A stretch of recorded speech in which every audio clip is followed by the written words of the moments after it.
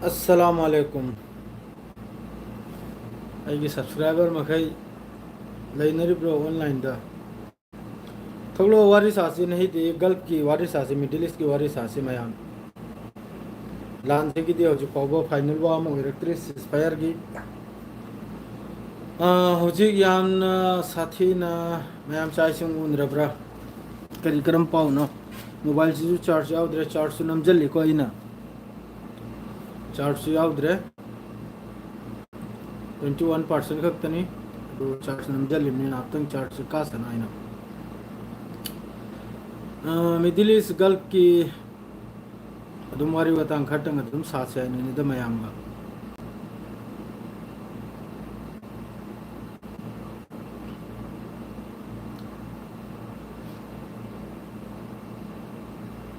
अखोन लेरी मफन से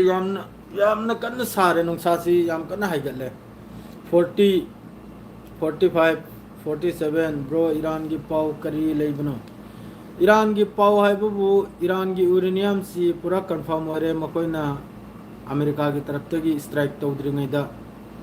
हुजिकी ईरान की nuclear site Fordow हर मफम से फोर्डो FORDO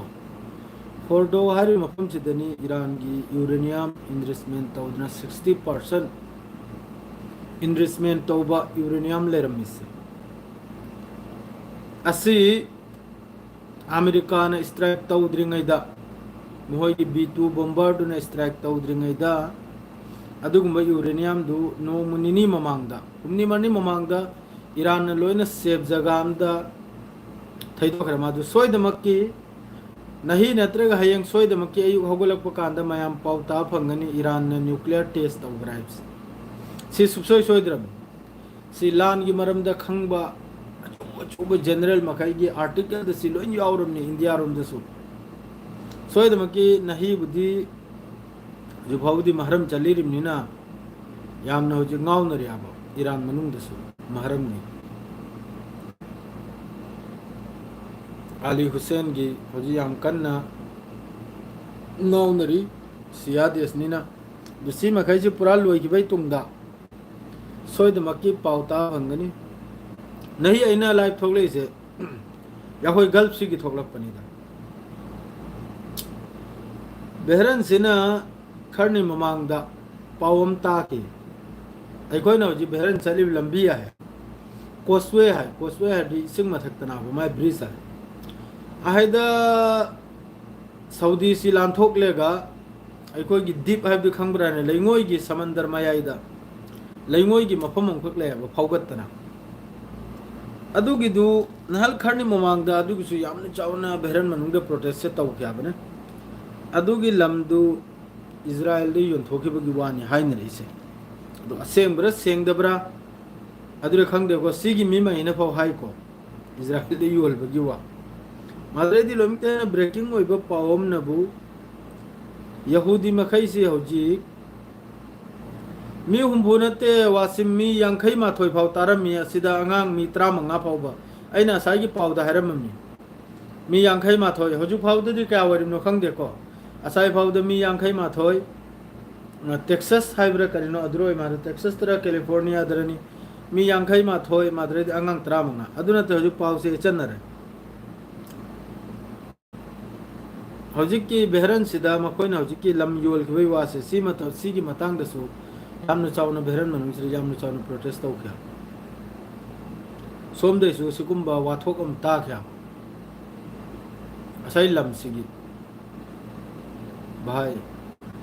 सलाम अलैकुम जुबैर भाई वासिम करीगिनो ने कई दुना मैसेज तो कक्कन दुना वालेकुम अस्सलाम अब्दुल कलाम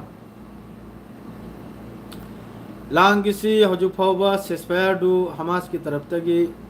वाफम हुम गनपदु इजराइल ने यारक्तरे वाफम हुम सी अदुमैन ताबु टोटली गाजा सी पूरा थादोक लेगा IDF सी पूरा विद्रोह तौखिबा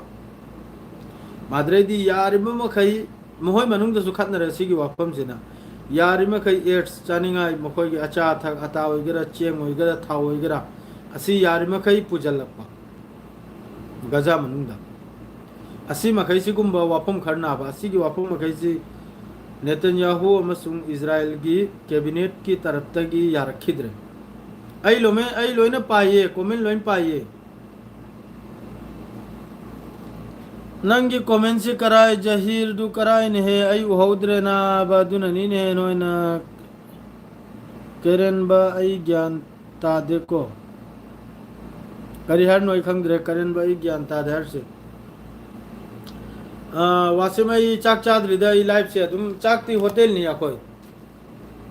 होटल ना बादुना तुम खुद सा हम लेगा ब्रो लाइफ था बदा मतम अमा लाइफ से मंगा मखाई दे तरुक फाव तुम था रही ताओ वालेकुम अस्सलाम एमडी इलियास कम तौरगे करी करम पावन हो रंगी पाव सुगा टहल उदना लान के पाव दे हजु पाव बे ngु फजन ले नि तुल करीम हर से वेस्ट बैंक दनि सिमा खंग तुल करीम हर सिदा मी मयामम सिग्र मी कुंथ्रा मंगा नि फुगी मथकता सही तौगर फिलिस्तीनी आई सिगी पाव सिता हाइमल बदने तू जरम नि सेंगना इदा सी बे पाव सिता आईडीएफ की तरफ तगी लाउ थोकपगे लोगे दे स्ट्राइक तौरिम नि तुल करीम सिदा अदुसु रिफ्यूजी कैंप मथकता रिफ्यूजी कैंप मथकता असिदा मयामम ददी इंडिया की पाव ददी हौजी इंडिया की चैनल हम खकले याबने मान ईरान सिबु 24 घंटा मागी व्यू सिगी दमकता 24 घंटा ईरान सिता लाउन लेखरा अदुर याखो हिंदुस्तान द लेरिबा मुसलमान होइगरा तो पोइगरा माई पाव दु यामना तारे यामना तारे सु चंगन ने निमागी दो मतेक मतेक निमागी दो अदु मान ngangi मखै दो हानगी लान लोइबे मतुंग दो हौजी पाव थोड़ पाइबे अदुर तारे थैंक यू रियाजुद्दीन खान माधु हंजल अदुम तो पाव तहल बदो एकोजु नुंगाइते सेगना इदा हौजी की तुल करमार से हौजी गाजा सिस्फायर ओइ बने वेस्ट बैंक नहीं के दौरमनी वे हौजी की कनम गसु डोनाल्ड ट्रम्प गसु एलोन मार्क्स ना हाय करे महाक कसु पार्टी में लेभल ने ने मथंगी इलेक्शन दा अदु फाव मोय हौजी तकराव दनी को अदु गु मोय मनुंग गिदरी मोय हर से यहूदी हाइबा मोय से हाइबदने मोय सिगी जात से हाइबदने हुसैन हम खोंग बदने मयांग लो ना सियालो डाक हाइने खंगी ब्रने मयांग नो लंपुई हाय अमक खोंग बद लोइना खोंग लपनी सियालो डाक हाइने मयांग ना हाइबले मयांग नो बेंगोली दा लंपुई सिना अमक खोंग बद लोइना खोंग के दौरमनी अदुनी मखोय हाय मोय हाय की मथक दा बोरो साता बसु यादे हौजिक अमंग आंगले मेगा हौरेल अमंग आंग दौरमनी डोनाल्ड ट्रम्प ना इलेक्शन मान प्रेसिडेंट ओइद्रिंग द करे हाय ओइबगा सिस्पेयर ओहेल के नारनी नहीं कया नो अदुग मान पुतिन दा मक्का फोन दन हल हुमनी ममांग दा अदुग सुमा हमका मागी ट्रम्प हाइब्रे करे हाय द्रमा हैंडल द्रमा ट्वीट तो कल ये कनम सी पुतिन सी लान पाम्ब मिनी मी हत पाम्ब मिनी सिस्फायर पाम्ब मिना तन पुतिन हंगबी खरे बिरागे पुतिन हंगबी खरे नंग ना ईरान दे स्ट्राइक तवरुदुना करिगनो नंग न हजु भाव गाजा दा सुयाम हॉस्पिटल ओइगेरा स्कूल ओइगेरा माद्रेदी अखोगी कनम ओइगेरा रिफ्यूजी कैंप ओइगेरा माद्रेदी मयाम नंग ने डिस्ट्रॉय तो माद्रेदी डोनाल्ड ट्रम्प मसिद तुमिन लाइक अदुना मखोय से एक हेलो डाक ना मोय से थाज भी आम नता मखोय से थाज भी आम नता आइना लाइव थोगले इसे पाव दो अदुम वीडियो दो सेम बदो अदु नुंगाइत्रे अदुना त लाइव त लावरम बसने इवै वै संग्रम अदुग ने लाइव तो इन तवरिसो दे पाव वाइद पानद्र माद्रे हन्न मयाम लग पाव मथौ ताय असिना बो अदुम तल तल ते ते वारी सानरगा कोक त अदुम हाइगर लपदो अदु अदुम तल तल हाइदोर इमना नईम कासिमी ने सहाय करे इज्जत के सवाल ने आना खुचु खुलाई थंबसी मखोई की खून द यावदन ई द यावदन मखोइना लेबनन से ngaक तब तारगदी मान हाडो असेंबो वाने सिम मयम ताबीरो चादरी ताऊ डेविड चक चादरी हौजिक की नईम कासिमी है ने हिजबुल्लाह की स्पोर्ट पर्सन में होई के हौजिक हिजबुल्लाह की वा थम मिसे असिन हारिस असेंबो वाने मान हार से बिल्कुल मयम से मुन्नताऊ मान हार से करीगुंबा हिजबुल्लाह ना खुलाई थमलंब तारगदी नसी लेबनान की बेरूट यौना आईडीएफ ना कंट्रोल तो किनी सिनेमा ना असेंबनी लेबनान दा आईडीएफ ना चंगबंगमद्रिसी ईरान की सारे के तले तले लेबनान दा आईडीएफ ने चंगबंगमद्रिसी बस हिजबुल्लाह की बदौलत ने हिजबुल्लाह लेबगी चंगबंगमद्रिन असिर नईम कासिमी ना हायरिसिनबु अइना करिगुंबा खुलाय से मवांगे दसु थमलंब तारगदी ngasi लेबनान दा याखोय लेतेसी लेबनान ओइगरा लेबनान की मी ओइगरा लेबनान की प्रजा ओइगरा अखोय एकदम भाव ले रोसिनी हारिसे सार नसीर करा तौरकनुदा नसीर है नक्ता तौ हुई हाइबदुसु यारे मखोई दो जी मी ओइने लेरिसी हिजबुल्ला से गक्तनी गवर्नमेंट हाइदी मखोई अहुम न पालिमनी होजिकता हाइदा क्रिश्चियन यावरी मुस्लिम यावरी अद्रेदी सिया यावरी मखोई अहुम न निपाले से माद्रेदी इंपॉर्टेंट पाऊंगा दुम पाउ से निक्सिंग लगे मी लाख निफुरोम ईरान मनुंग दलाई अफगानिस्तान की तालिबान अदु ईरान की तरफ तई जारी तौखरे नोटिस अथुबदा ईरान थादोकपे वाइना करिगे हदी नहल ममांगदा ईरान की तरफ तई सी अथुबदा ईरान थादोकलेगे चक्वारनी सी ममांग दे अफगानिस्तान वार मतमम की सोवियत रशिया का लान तौनरपो मतमदो अदुदगी मखोई सी ईरान न मखोई से वो पनाह पिरक्तना मखोई से वो थमलक्तना पिच पिथक तौरक्तना लेरेइनी अदु नहल की ईरान की मथक्ता अमेरिका न अहम स्ट्राइक तो से इजराइल न अहम स्ट्राइक तो से सीधा साइंटिस्ट कयाम जनरल कयाम शहीद ओइगिब से सीधा तालिबान की मी खरम सु स्पाई एजेंट गुमन सीजन बा यावखरा रिपोर्ट तौब यावखरा हजिकी इजराइल की खाव पाइरुबा असिन मरम ओइरेगा सिक्योरिटी थ्रेट हाइग्रे ईरान न मखोई की सिक्योरिटी मखोई की ngak selbda प्रॉब्लम ओइरबा अदुना मखोई मखैसी अदुता नता हुजी ईरान मनुंगदा 24 घंटा ऑपरेशन ने हुजी ऑपरेशन 24 घंटा 24 आवर्स ऑपरेशन ने करी ऑपरेशन है हुजी ईरान मनुंग से यामना कन्ना सेंगदोक लेयाबा स्पाई एजेंट मखैसे याम साथी न लईखरा हिजबुल्लाह की हान लीडर अदु सहित तौकिबदुसु मखोई की मनुंगदगी पाउ पीखिमना अदुगुम बिल्डिंग दुर लई हाइबदुई लोकेशन दु पीखिमना अदुगुम बिल्डिंग दुदा स्ट्राइक तौकिमनी इजराइल की तरफ ते अदुरा सहित होइगिमना वालेकुम अस्सलाम इब्राहिम अंसारी वालेकुम अस्सलाम मौलवी जुबैर भाई हायो मौलवी जुबैर करी करम पाउनो मौलवी जुबैर कदाय वाइदगी नहा कनमसी तमलकपन अखोइगी मौलवीरा ना होय हाफिजलाम तंग हाइबिरउदना ईरान सी की है ईरान से सोयदमकी न्यूक्लियर सारनी ईरान दगी माद्रेदी ईरान की मी IRGC की मियो एनियम सु इस्ट्रान दा इस्लाम दा वालेकुम अस्सलाम अखोई की नाल 12 डेज की वारदा सिसु मखोई की टाइम तेहरान टाइम साइब दो अखोई की इरना हर न्यूज चे पेपर दो अदरो फोंगदोर इन्नी अदरो नाल 12 डेज की नुमित्रा ने थोई की वार्ड सिदा लान तौनबसिदा बोम खर पोखाई होदबा लैबदो अदु रिफ्यूज अखोई की रिफ्यूज तौबा हबदी बोम दो अखोई की मांगहल की बगी तौबा कांदा पोखाइदना IRGC की मी अनीमा लानमी अनीमा सीबगी पाउनी ईरान मनुंगदा नहल ममांगै दे नुमित्रा ने थोई की लान तौना किबसे असिदा लैहौबा खागौबा इंग्लिश यावहल रोगे को लैहौबा खागौबा पोखाई निंगाय बम हाइबदो अदुगिदु मांगहल बैदमक्ता होनब कांदा पोखाई रक्तना मियो अनीमा ईरान मनुंगदा लैखिद्रे IRGC की अद्रेदी होजे गजा मनुंगदा मी सामगी नग्या योखरे नसीगी असिजु aid centre Khan Younis Jabalia माद्रेदी नेजरीन माद्रे सोमदसु मफम खरमदसु असिदा इजराइल की तरफ तगी खुला मैदान दा फोंगना काप हाइबदो फोंगना चाक की गायबा लाइन दा परेंग लेतेगा गायबा कांदा खुला कापचल लगतना असिदा नुपीना अयामबनी अंगांग सु यावरी अपिपिपा अंगांग सु यावरी याम साथीना करिगा दि हजिक सिस्फायर की वारी सानब तारदी मखोय जो खजिकतंग ज्ञान तानिमनी इजराइल सु मखोय की कोक सिदा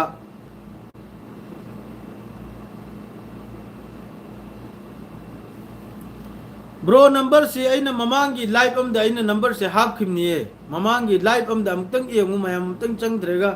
अइना लाइव अमदने नंबर हापखिमनि गल्फ की पाव हाइब्रे करिनो वीजा हाइब्रे करिनो अदुगु लाइव अमदा अइना नंबर दो हापखिमना अदरा अदुम मेसेज तो अब करिगा दी येंगु अइ मरक से नखोय दा हारगा थाजरो मरक से अखोय की रिसेप्शन दा फम्बा नुपी म फम्मी कंपनी की रिसेप्शन दा अदु नुपी दु थाम की सुती चखरी अदुना हौजिक आइगा मस्त्रियम खका आइना अयुक की अयुक्तगी पुंग बारो फाव फमले अदरगी बारोदगी लौरांगी पुंग मंगा मखाई फाव मसरीसिना फमिम नाबा तो बारोदे पुंग मंगा मखाई सिफावदा अइना अमक्का मथकदा कहलेगा फाइल लांगी थबुक से हमको सोरिना अदुना ना नत्रदी आई थोगलक्तना नंबर मेसेज टू सेस एंबगी मतमदो था सम खक्तनी खर वार है सिनी पाव से भजना लाइन हम तारकदा वा बाय सिना अदु ईरान सु सोइदमकी हजिक यूरेनियम मखोयदा 60% हजिक इन्वेस्टमेंट तौदना सेंगदोक्तना यूरेनियम से सेंगदोक्तना न्यूक्लियर साबगी मपांगल यावबा थोकलबा अदुगुंबा खुलाई से लेरिमनी ईरान दा अदु अय वाखलदा मुहर्रम सी लोइबगा सोइदमकी सिगी थासी नत्रगा मथंगी थासीगी मनुंगदा मैम अमा हाइनरिमनी सिदा सोइदमकी ईरान से न्यूक्लियर टेस्ट से तौरने अमेरिका मसाकना सो हाइरिमनी अमेरिका डोनाल्ड ट्रम्प न सो हाइरिमनी ईरान अतोपा मफमदा न्यूक्लियर साबगी यामना कन्न होतनरे यामना कन्न एडवांस होइदने चलिसिनी यारसे डोनाल्ड ट्रम्प की स्टेटमेंट इसी अदुमकु एखोय साहल्लोय एखोय खंगी मफमदो एखोय अमके स्ट्राइक तौनी सिनी डोनाल्ड ट्रम्प ना हारिसे अदु करायदबु ओइरिमनो मागिदे अदुम पंगांगांगी दिन मयाम खंगी दिनु दा हौजिक अमा हाइरम लेगा हौरेल अमा तौ बजातनी हाइमी हाइ मको खतमीना अदु ओइरम मसु कुनो ठीक लैति अदु लैबौदी ईरान द लैरिमनी यूरेनियम लैरिमनी सेंगदोक्तना 60% हुंफु अदु कम मतम टेस्ट तौरकनी अदु मयाम नाइ बताय अयुक अमा अदुम नखोय पाउ तागदौरिमनी फलाना मफम द टेस्ट तौग्राय सुसोय सोइदरम सिदा ईरान बु सपोर्ट तौर सि रशिया चाइना नॉर्थ कोरिया सी मखै सि फुल सपोर्ट नि अतै मखै सिदी सिदा अखोयना लैरिसिना सुवा मा हाइबो लैकि ममांगदा अदुइ वादा होजि निंगसिंग लगरे करिगुम्बा ईरान ना न्यूक्लियर अदु मई चुजलिम ने खोन लेरिसिना मई चुरिम ने मोहन ओक्तबगी वासी एंगु मयाम सिरा खंगौरो आइना लैरिम मफम सिगी निंगथौसिना हाइग्रिम ने करिगुम्बा ईरान ना न्यूक्लियर टेस्ट तो बदना न्यूक्लियर थंबा कंट्री मु ओइगिप्ता दि याखोय जु न्यूक्लियर साने आइना हाइग्रिम ने खोन लैरिम मफम सिना मांगे द सिगी स्टेटमेंट से अखोन लैरिम मफम गी निंगथौसे सिना हाइग्रिम ने करिगुम्बा ईरान ना न्यूक्लियर टेस्ट तो गिप्ता दि अखोय जु तौने आइना ISTV आईडी न्यूज़ येंगदेने आईडी पारिप्तनी आई येंगुदे सेंगना बेता वरो बियादे आईडी हौजिकी आइना हाइरि मखैसे राउटर्स अदरैदी मिडिल ईस्ट ऑब्जर्वर अदरैदी अल कुड्स न्यूज़ नेटवर्क अल जजीरा अल मयादीन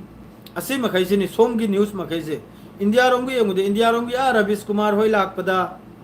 नोंग फादो अदरैदी ध्रुव राठी होय क्राक तो मोहयदुगिदो अदुम नोंग फादोक तुमलमदाइदा हेडफोन पांजलगा अदुम ताना ताना तुमखि सेंगना हाइदा अदु अयुक नोंगालेगा करि हरिनु मोहयगिदु करिमता खंगदे लोइन काउखरे नालपतुदा नापतंगी तुमबा यानबने मेंग तो होलम मथौदा हाइबना कोंगसिदा अदु तौहलेगा तुमिना अदुगा इंडिया की न्यूज़ ती आई येंगदे सेंगना हाइदा आई मयाम दारजिने कसमकि राचादनारजिने इंडिया की न्यूज़ ने आई येंगदे करिगा बि एंकर ने तौर मखै लोइन तंबाक तो फमगरे लोइन तंबाक तो फमगरे अदुना ने मोहयगी न्यूज़ आई तारगने किल न वाइनिंग ल याबो मोहयगी न्यूज़ आई तारग किल न वाइनिंग ल याबो ओइदे पादबा डिबेट तो ओइदे पादो पाउ फंगया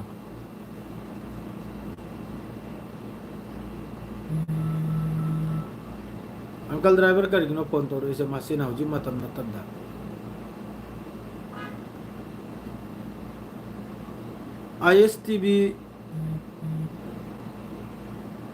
ISTV यार जी कम नोय खंगदे मणिपुर दा ISTV नते दा अमा लैबनी दा IS नतबदा मणिपुर की नते दा ISTV हाइदम निदा अमा खग हे डिबेट तु लाकपदे येंगी मणिपुर गिसु डिबेट यामना तौबनी ने कनम हाइबा अखोयगी पांगलम सु अदुदा एडिटर ओइरिमनी ने हे एडिटर ला मासु न्यूज़ पाबरा कनु ओइबनी अखोय मैते पांगलम सु माइद्री मरक मरक ते मैसेज लाकपदने सब्सक्राइब दी तौदन लई सब्सक्राइब तौदम नते लोइना सब्सक्राइब तौई मयाम ना दुसु लान लौगिनी अखोय अदु कुम थाम नते पाउ नुंगाइ लाकपदा लोइना बुदि अखोय दि रो सब्सक्राइब तौर पुर हंगना तौबीनी दु मी तना बु अखोय बु खंगबी दे सेंगना इदा चैनल अचौ चौ मय खंगबी दाबा मखोय गी दे अखोयना तौजलबा दुगा अखोय गी सनबु मखोयना तौबी दबा सेंगना इदा मखोय मखैना सु तौबी रे दि खजितन अखोय सु हिम्मत तु बारी दो दो मखोई मखैना तौबीदाबा अदु याखोइगिदी अदुम येंगु चंगजल बिरगा थाजद्रेगना मयामना अखोइगी सब्सक्राइब लेब्रा लेत्रा सोइदमुकी लेरमगदौरिम अदु सोमदा गल्फ की पाव पाबनीना मणिपुर लोंगी पाव दु पारबु तारबु ngamदा सिदा मयाम वारो बिबियादा करिगुना द मणिपुर लोंगी सु थौदोक अचौब थौलकदा मणिपुर की पाव दु थिरे याबा याखोइ जिसाम तरपदा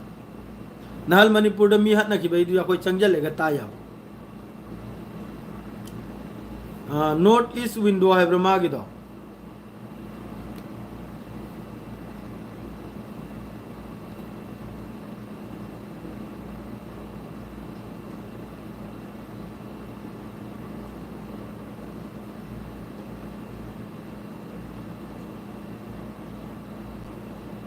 नतदा इन सब्सक्राइबर जी ISTV न्यूज़ तुनिदा ISTV न्यूज़ तुने इन सब्सक्राइब तौद्र थमिसे ISTV अद्रेदी तोम टीवी माद्रेदी सोमद्र मम्मी आइना कनम तौर मखैसे सब्सक्राइब तौद्र लेरि मखैसे सी मखैसे लोइना आइना सब्सक्राइब तौद्र थमिम नाबा पाव नुंगाइ मोय लाकुर मोय की पाव से तारिम डिबेट से याम ताब नुंगाइ मणिपुर की डिबेट से याम साथ नुंगाइ कुकी गरा लाएगा फम्मेगा लाउना खोंगनबदो याम साथि नुंगाइ माद्रे याखोइगी आइना यामना थागतचबा मणिपुरी एक्टर अखोइगी याम्बा सार बोनी आइगी फेवरेट नि लोइमक्ते हेना आइना थवाइना पामजबा एक्टर नि मणिपुरदा लोइमक्तगी हेना थवाइ मंगाम यावजबा एक्टर नि महाकसे आइगी नि हारसिको मयांगुदी खंगदेको अतई कना कनानो अतई ग्राडुए याम नै खंगे दे बोनी सिबुदी आई याम साथी नै याजे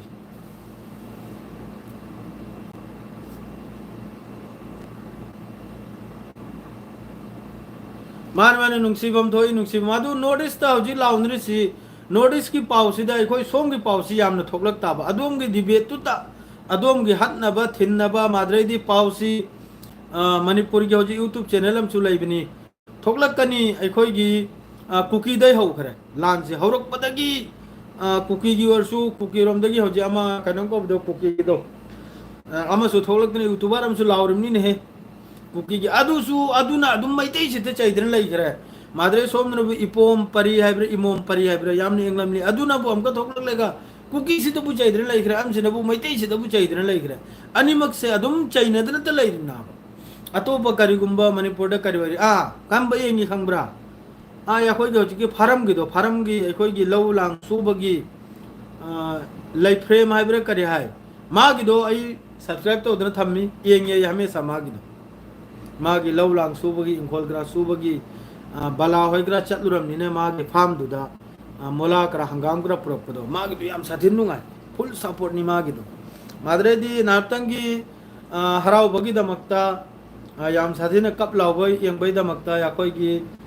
मैतै करिनो इचन थोय हाइब्रा करि है याम नुंगाय मादी कप लाव जबसु याम थु खरबा मागी से मरक मरक दे चंगे लगे येंग पोतपु सेंगना हाइबदा नुंगाय रक्तब कांद माय सकते चंगे लगे येंग या भाई फार्मर लैरेंदो याम साथिन नुंगाय मागी मान एंग हल्लिबा इंकोल तुंगोल अमा मदो अदु याखोइसु सिदै चलेगा अदुम तौरुगा खल्लिमनि अदुन एकदबि यादे मागी वीडियो दो याम साथिन येंगु मथौताय मुन्ने येंगु मथौताय माय वीडियो से याखोइसु सिदै चलेगा पुखरी म तौरेगा nga yok लेगा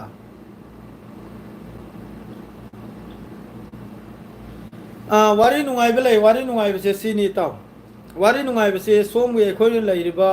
कंट्री मखै से सी आई सिदा लैबगी फजना अकाम पेने चैबा ngamdrimni ko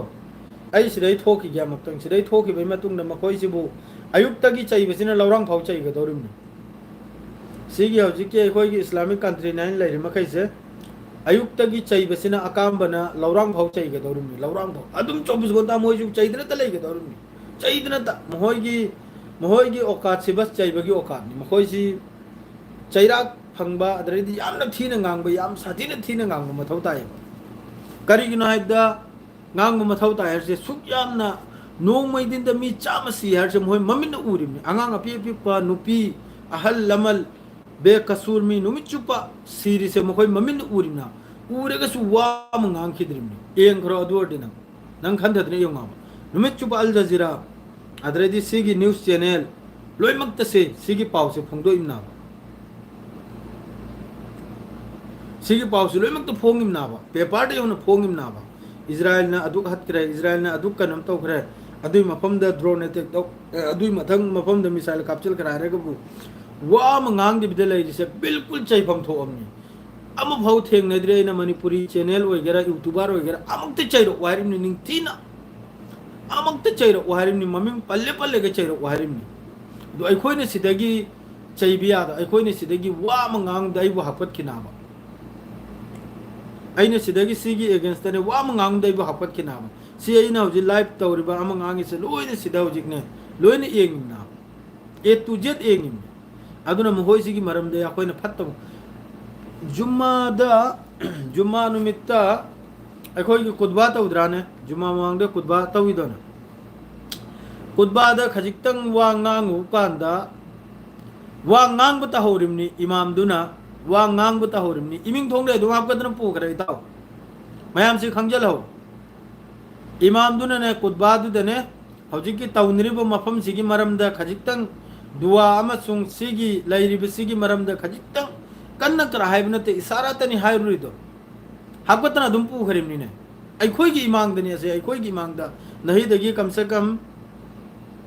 2013 अदुम ओइनि मारा 2013 अदुरा असुम तौनद्रि को अदुम अखोई की मिसाइल कापथोक कापसिन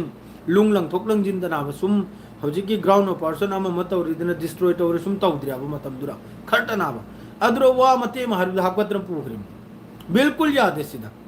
अदुना नेने हडो अदोमदा ईरान की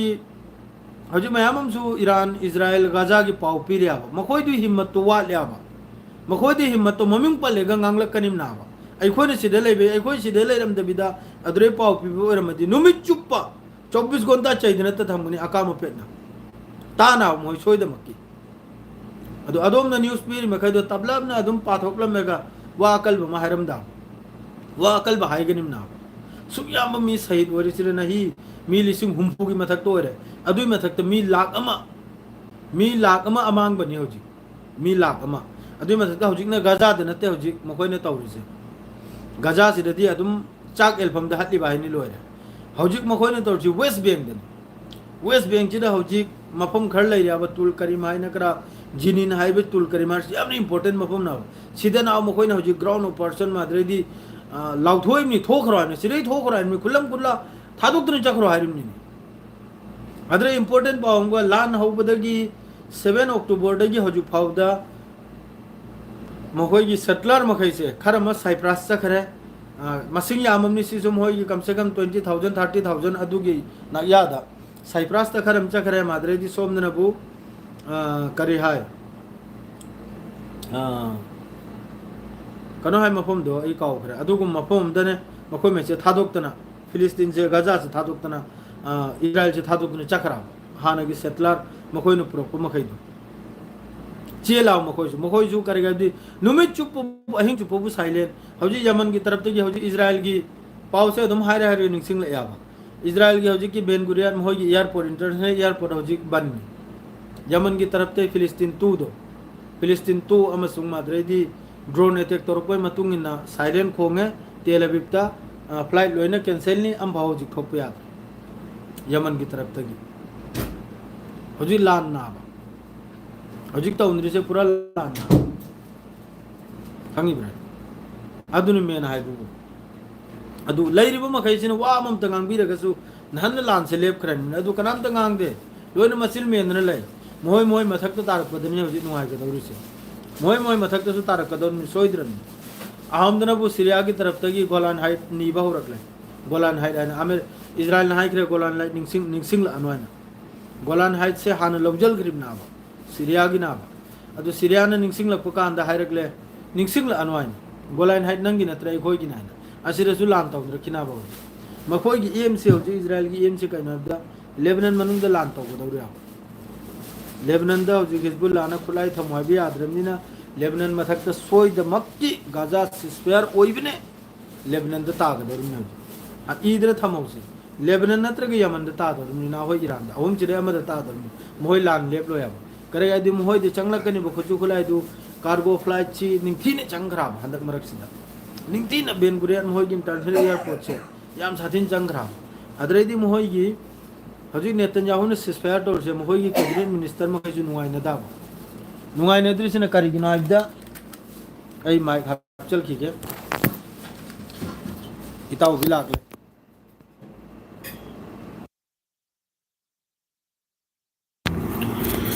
इताव बिला ने कन लाव से नुगाइते इताव बेब जे आइगा लाइमन अब्दुल लाक लहर ने करोम चल हंगे खर्चो तो उरी मारे मा बाजार की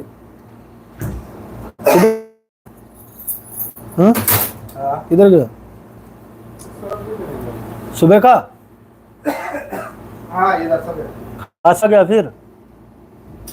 ऐसे अदुम एआई दा अरांग दगी नसी दगी एआई दे चंगिमनी एआई खोई की एआई है न प्रोग्राम लेरबा है दा इना पाव से इना मरक मरक दा हिंदी की पाव मुमतंग हाप्शन सिराइन खल्लिम ओरिजिनल बस फोटो ने बदरेदी वीडियो ने नपलेगा ने आइना हाइदे बिदे एआई बो हाइहल गए न पाव से नाउ चैनल में हांग डॉक्टर खलिम ने हिंदी की अदुमैना खलिम ने को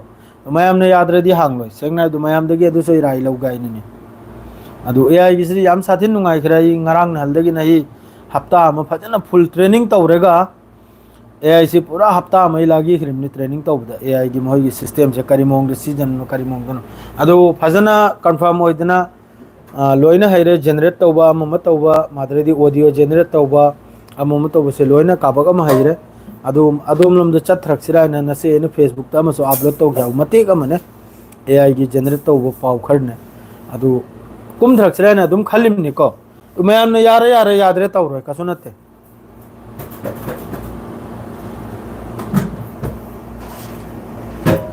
इस मादुनी ने इताव मादुनी ने सी मखैजिन हिम्मत छिलैते न हिम्मत छिलैदि नन लान लेप खरनिमनि ने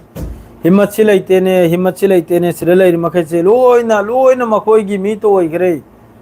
मखोइगी मी ता होजिक मखोइगी अब्राहम एकॉर्ड हाइद्रसु चंगबगी वा अद्रसु वा मचा मचा मचा मचा मरक्तगी लिथोर याबा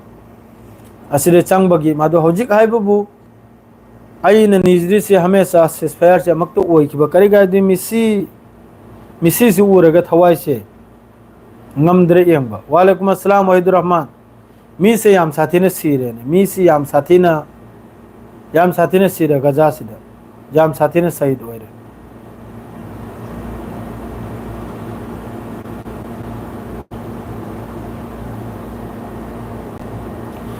US te ising chaw bagi du mi yangkhai ma thoi asai BBC gi news ta madredi मखोई की न्यूयॉर्क टाइम्स ता मी यांखै माथोय मासिदा अंगांग तरा माथोय तरा मंगा यावबै वानी को अचानक वक्त चाउर इनहाय घंटा में मनुंग द मिनट निफु की मनुंग द 8 मीटर ले कनो वांखत किरम नाइ सिंग जे चाउखले से अजाब ने अल्लाह के अजाब ने अल्लाह के अजाब ने अदु मोंग द मई चाकतना काबकम तुम घरमनी इसिंग हम को चाउर इदने अल्लाह के अजाब ने बस या कोई अदुम को बदवा तौरोय अल्लाह ने अल्लाह की तरफ से अजाब ने या कोई लौ जे अदु कक्तने बदवा दी तौरोय या अदरेदी गल्फ लोम दे लाग लगे गल्फ सी येंगु वीजा सी बुदी माइके मरी द हाइदन थमिमनि को अयेंग वीजा तुजा थोकलक लेगा पासपोर्ट लेते अम लेते हायरक लदी अदुदी मयाम खतना तारे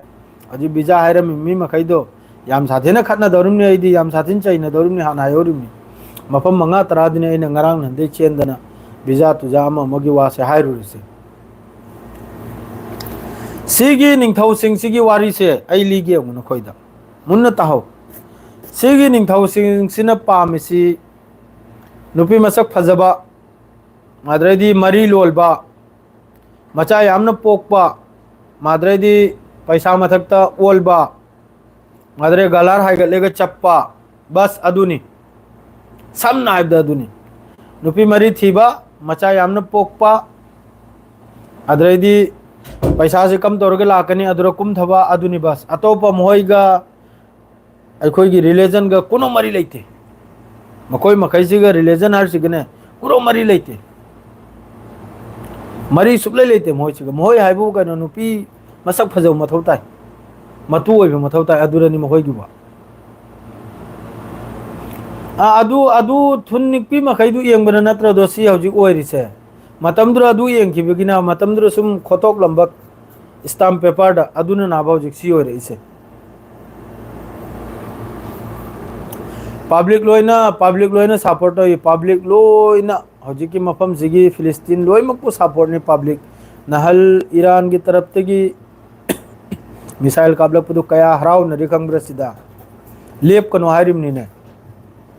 ईरान अमसुंग इजराइल द सेस्फायर होइखबेनी लेप कनो हारिमनी काप लेप कनो हारिमनी सिगी मीमा खैसना काप लेप कनो हाइना काप सुबलु लेप कनो हाइना अदु करी असुविधा होइदनो अमेरिका ने चंगलक्तना मरक तगी सेस्फायर तौग्रे अदु फरे इताव सिवासिदा नहीं की पाव फेसबुक अकाउंट करी हाइना हां फेसबुक अकाउंट मैते पांगलाइन लेबनी समीर समीर अदुरा दुम संगल बिरकलो नहीं की सिवासिदा ओ हेलसी मतमसु सांगले आइसु इरु माइ थदोके अमक्तंग फ्रेश ओइथोके ऑफिस ते चंगलकपगा मयाम दे चिन थीरोय ऑफिस ते चंगलकपगा अदुम लाइव थोगलामनी चाय सांग तवरुगे सिवासिदा ओ हेलसी मयाम सियारेगा लोइजरे मयामसु वरो बिबी आदे सलाम अलैकुम।